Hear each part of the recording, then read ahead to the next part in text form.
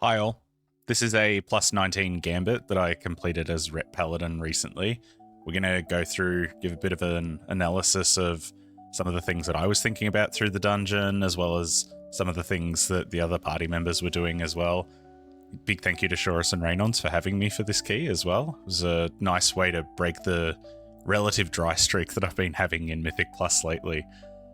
So starting out the first pull here, I think this is a pretty sort of standard first pull. There's nothing too special between different routes here. We can see I have Moon as my focus marker.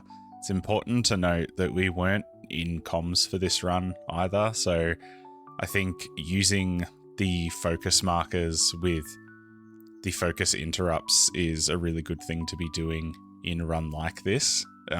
When you can coordinate, it makes it a little bit easier in comms, but outside of comms, it's sort of important to know who is kicking what in each spot. So not a huge amount going on here. I think the important thing in this pull is for everyone to make sure that they are kicking the Enrage cast from the shell crushers. Those will basically make the bolts one-shot anyone if they do get through. If the Enrage isn't up, then it's not too big of a deal. But yeah, it's definitely high priority on the kicks there. The giant stomps, you just want to be using a defensive. I did notice that at a plus 19, if you eat it completely natty, I was very, very close to dying. So you basically need at least some form of DR in each of those. Really cool bit of tech here. We see Raynons pushed one of the fish sticks back and caused the totem to actually spawn away from the group. So I think that's actually something that I hadn't seen before, and I thought was really, really cool, because just takes away effectively having to kill the totem is just dead DPS. The same sort of thing here. We have our focus on the single Fishmancer and targeting the totems down as we go. Should be probably prioritizing the fish sticks here most of the time. If you can minimize the number of totems that go out, that's definitely an ideal thing to be doing. Now this route was really cool as well. I'll pop it up on screen now. It actually skips a few mobs at the end, so there's a few extra packs that get pulled in here, which I felt like went really, really smoothly. The end skip's actually quite easy with the Shadow Meld potion now as well, so basically any tank can be doing it. So we notice here, I don't have a focus up, I've just popped one up now.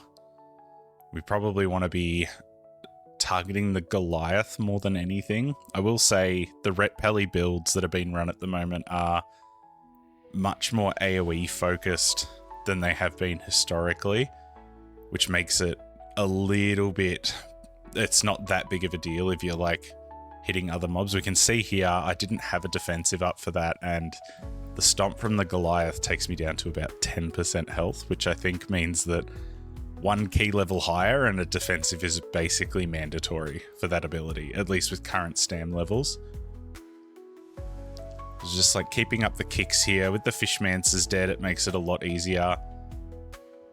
We need to be killing this fish stick sort of ASAP to prevent the totem from spawning. So that was something there where myself and the other two DPS probably need to be a bit more mindful of the fish stick just sort of wandering in. It was getting pinged, but obviously missed the ping here. So we can see a stomp is about to come out now. I'm going to use, my shield there. So I think just a minor defensive is fine. There's not a whole lot of other damage going out as long as kicks aren't being missed. So you can probably just save your defensive. So as Ret, have Avenger's Shield and Divine Protection, just your two minor defensives ready to go for those abilities is definitely the way to go. We're going to keep moving along here. Now, I will say this was a little bit rough for me DPS wise. My gear on the Ret is actually just fallen behind a little bit, not by a whole lot, but I am about 4 or 5 item levels lower than the average of the group. This has definitely reminded me that I do need to get into the raids and make sure that I'm trying to get as much of the BIS gear as possible. My trinkets aren't very good either. Running double And plus Trinket, I need to be looking for the Arik Arasak brood as much as possible. So we've got the triple casters here. This is definitely a situation where we want to be prioing the fish sticks more than anything. But again, the build that I'm running is very much AoE focused. So the target that you're choosing doesn't matter quite as much on Ret specifically here. But I've talked a lot about priority damage and the impact of killing high prio mobs faster, both on like the safety of the pull and also just the time that it takes for the pull to be completed. We see we're chucking out a Hodge there just to make sure that fish stick doesn't run away into the next group. This group is actually quite good in terms of being able to stop mobs from running into other packs. I'm sure we've all had plenty of Gambits recently where mobs just sort of run off and pull a bunch of extra things in this area. I did a plus 18 as prot the other day, and I think ended up at 110% count because we just had a comp that had no ability to stop mobs from coming in. So running in here, taking 4 onto this boss it looks dangerous, but it's actually more annoying than it is dangerous. Mainly because as melee, we pretty much are going to have like a lot of downtime here. Now, when this purifying blast comes out, not this, the AoE that just came out before, we want to be tracking whether it's going to go on us by watching our party frames. We can see there I just bubbled to try and sort of conserve space a little bit there. There's really no other decent use for bubble aside from maybe using it mid cooldown to try and make sure we can maintain uptime with all the swirlies going out. But I think that's a good idea as Ret to be using bubble in that way on this pull. We can see here I'm running around frantically trying to pick something up.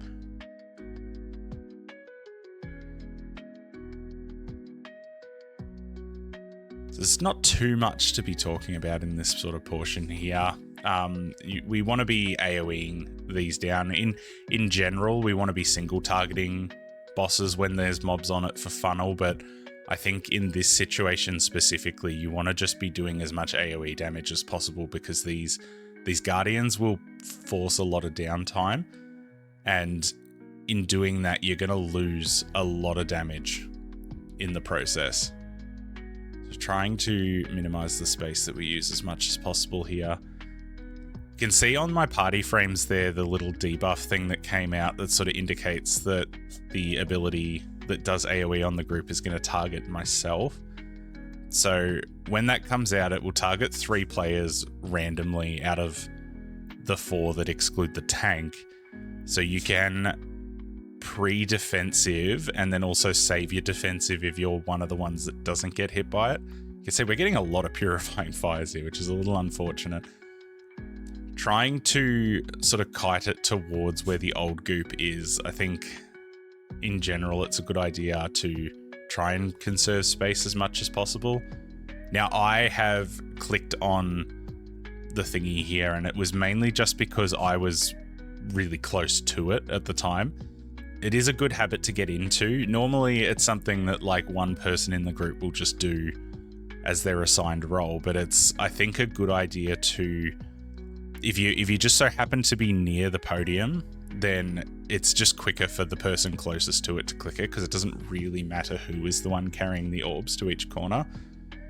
So we can see there that ability came out from the boss that I was talking about. I saw that the debuff was on me, used Shield of Vengeance, and that is generally enough to mitigate most of the damage. I also think that that's a perfect sort of example of when you want to be using Shield of Vengeance as a defensive, basically on an ability that won't necessarily be killing you, however, is doing enough damage that you want to mitigate it somewhat, and also enough damage to pop the shield. So Shield of Vengeance, weirdly enough, will do a non-zero amount of damage. So if you can get some damage out and then also protect from the damage yourself, it's a bit of a win-win.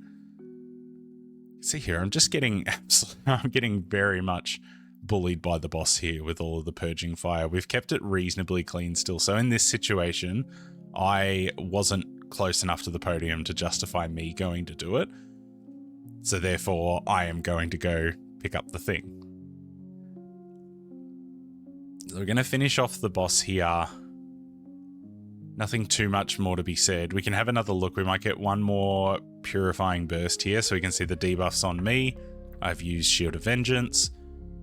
It pops Shield of Vengeance, so it stops the damage and then also does a little bit of damage to the boss as well.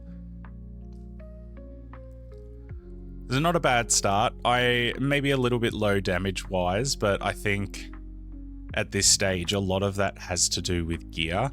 I have been doing a little bit more research into Ret Paladin rotations lately, and it is looking like Judgment is sort of taking much more priority over Blade of Justice, even in AoE situations, just purely based on scaling. Again, Ret Paladin is very much a as long as you're pressing buttons, you're fine sort of class. So in this situation, we want to be targeting down the casters. The main reason for this on this pull is that once the casters are dead, we can actually take the deckhands down with us to the next section, but we can't chain while the casters are alive. See here, so we're sticking on this Tide Sage at the back here. Shorus is going to take the 3 deckhands down while we just polish this guy off at the back. And then the move here, this is probably one of the trickier pulls in the dungeon, even in comms, but out of comms in particular. So normally what's a good idea is to CC one of the casters. So this isn't too bad here because we've only got the one pull in, the other ones haven't come in yet. We can see the second group just about to come in now, and the shaman has gone out to hex one of the casters. So the benefit here is that managing 2 kicks as a whole is generally pretty easy. The move is normally to have 2 people assigned to each kick and then just alternate between them. And then you can also use things like in-cap roar. Got Vortex there from Raynon's. It's generally a lot easier to coordinate even when you're not in comms like this. And then what we can do here is we've got one of the casters down, so we could have been grabbing this other caster in now, but it looks like we're just going to polish off the casters. The problem with hexing it so far out is that it's sometimes hard to actually get it in after that point. Again here, similar to before, while the deckhands have more health, we definitely want to be prioritizing casters in this section. Main reason being that once a caster is dead, we can actually take the rest of the mobs that are alive onto the next pack of casters. The really dangerous thing in this section is obviously the deckhands are a little spicy for the tank, but they can just be kited out. The casters is what's going to really ruin things in this section. Now, what I just did there with the kick on the Tide Sage, I think is a good habit to get into when you're running in a no comms group. It can be sort of an instinctive thing to want to kick as soon as possible, but I think sometimes a good idea is to let the cast go for as long as possible before you're going to kick it. This sort of gives other players the opportunity to kick first or to use like stop, so I use Blinding Light there. The other thing though is that I guess the time that the mob is casting is an extra second or so to allow kicks to come off cooldown. So you want to try and milk the casts as much as possible. It's generally a good habit to get into. All right, so we're coming into Hooktail, which can be quite a difficult boss at times, but I think this run went really smoothly and is probably a good reflection of like how to tank it properly as well. We lose Mr. Shaman, unfortunately. I'm going to grab him up with a battle res and just keep continuing on. So this is good here. We've got this little bit of a gap. We can see the whole group trying to stack as far back as possible. It's important to try and conserve as much space while moving around the room as possible. You can see I've even tried to run through the back area there to try and keep the fire as condensed as possible. The reason for that is eventually we're going to run out of room at the other side, and we're going to need to go back to where we started. Now, if you haven't conserved space properly, what ends up happening is the fire that you started with hasn't disappeared yet, which makes it really, really difficult to start scooching in. You have to start doing some weird stuff like having the dragon closer to where the mobs spawn, which means that you miss them a lot. This is very much a fight of patience more than anything. If you're precise with your feet movement, it's generally not too bad. And then also need to be watching here. I'm being a little bit on the slack side, but when that debuff comes out on players, healers will probably let it sit on you for a little bit because it does give you a haste buff. So the longer that a person can have the time bomb on them, the more damage that they will do. You can see here, this is a good example of space conservation. We are trying to sort of hang out behind the boss as much as we possibly can. You can see even the pings going out there. This is getting a little bit sketch, but even that has given us enough time, and we can see as we go back to the first spot there, all of the goop has disappeared. So we're going to be heading back over into the corner where we started. Maybe a little bit sloppy movement wise from me there, but what we can see now is as the fire is coming out, the old fire is disappearing. So we've effectively got new space to work with. You can see the shaman was hanging out at the back, which is really good as well. And we can see the pings going out. We want to be trying to stack as much as possible, trying to get all the goop as condensed as possible. But at this point, it's basically just rinse repeat. We can move through the sections that we started with, dropping the fire and then scooching over. Now, it is important though that if any of us get a little bit too out of whack movement-wise, things like this can happen, where we sort of start to run out of space. Now, fortunately, Ret can do a lot of its damage from out of melee range, so it's not a huge deal here. And then we're basically just fully corrected. This is just going to be polishing the boss off. It's a really solid group composition here for dealing with this boss as well. If an ad gets missed, which I think we've only had one here and there, but having things like Vortex, like totems from the shaman, like the grips from the DK to try and just yoink the mobs back into the spot, that was very close there. I think if that boss hadn't have died, then we'd probably die there.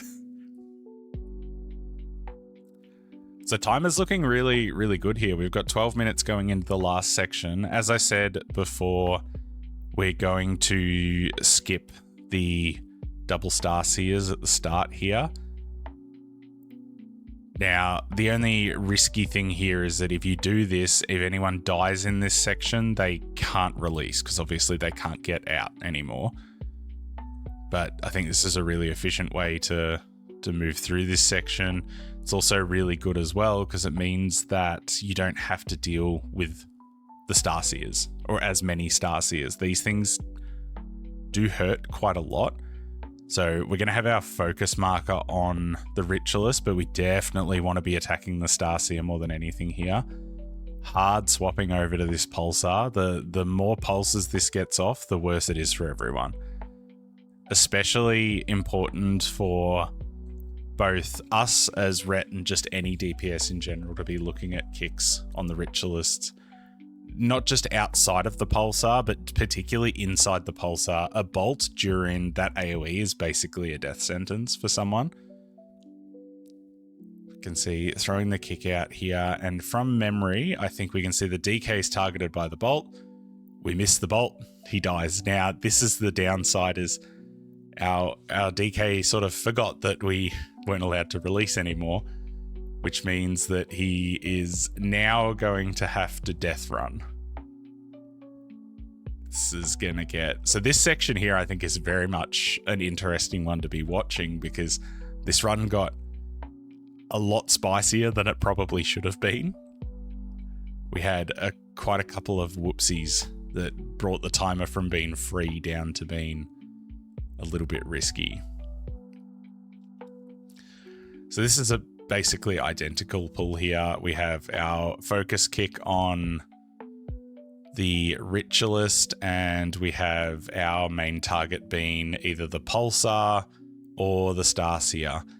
Being mindful here of where we're facing. Now, this is a very important like Ret concept that I probably haven't talked about much, is we can see, obviously we have the talent that causes Divine Storm to do that radiating sort of frontal that goes outwards in front of us. We can see here, and it's going up towards the stairs a bit when we're doing it.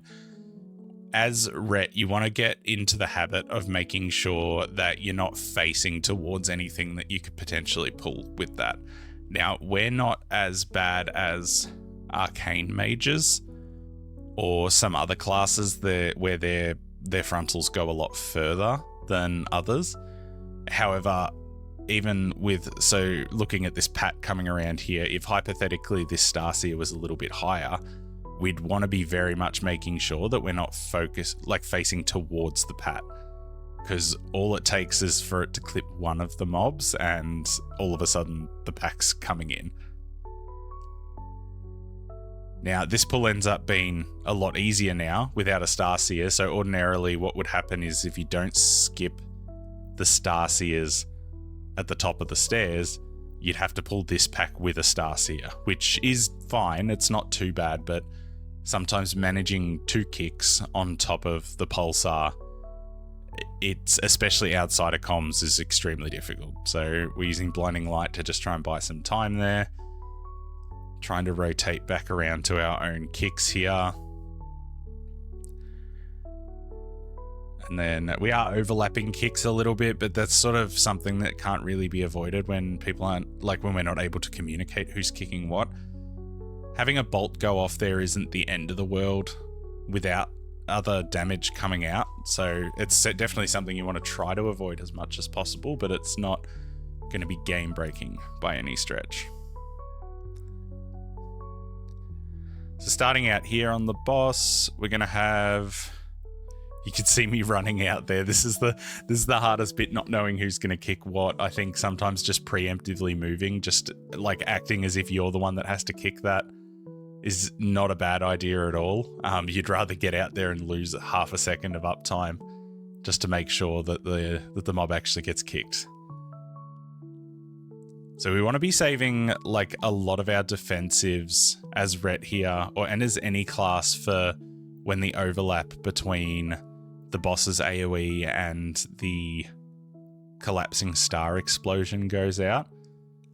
I think worth noting though is that the normal strat that I see most groups do here is tanking it in the corner.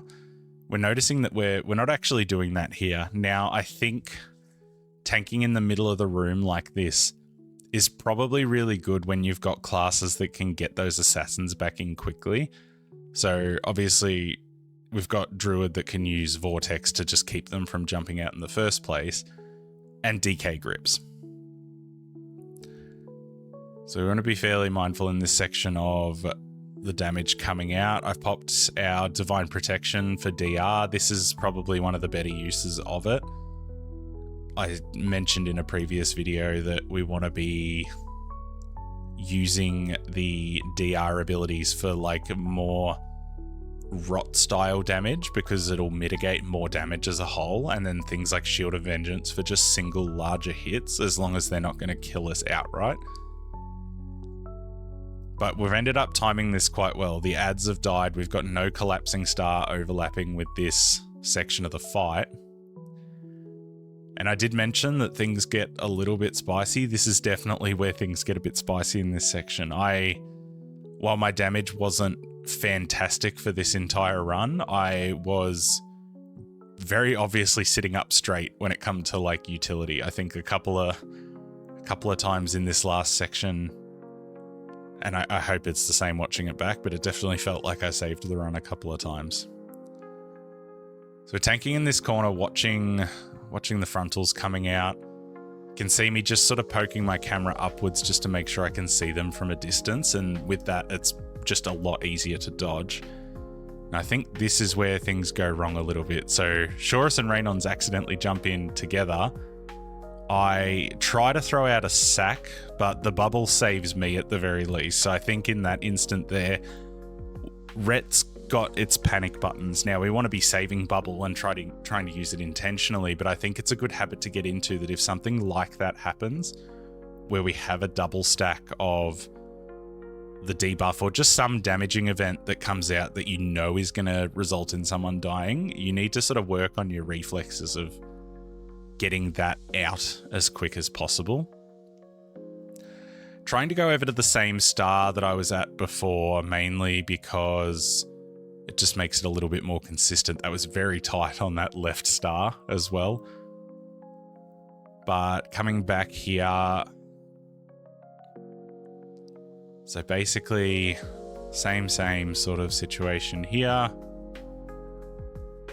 We're going to have another collapsing star into an energy fragmentation. This is annoyingly sketchy at times, so normally we want to be trying to pop one like immediately, because popping it while the stars are going out is kind of annoying. That's definitely quick enough as well. But you can see here, just tucking around the corner, I'm sort of aware that the timer is fine and that like I'd rather be playing safe. That was probably a little too safe, ducking out of melee range there. But going through here, we have a double stack coming out again. So you can see I pop everything. I chuck out a very quick lay on hands, which I think is probably a bit of a saver there as well, especially with no battle reses left. I was, in the moment, quite proud of that, I must admit.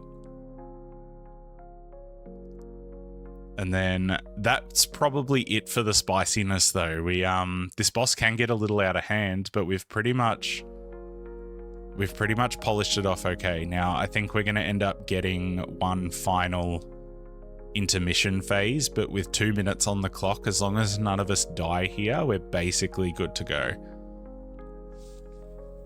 So I think it's really interesting to see how Shorus went about this dungeon as well. I think I've personally taken a lot of notes for when I'm tanking this on the prot pel, as to like which packs to be taking, which ones to be skipping. The run did feel very, very smooth, for especially being outside of comms, with my gear being a little bit on the lower side. At the time of recording this, I hadn't had a single raid boss kill.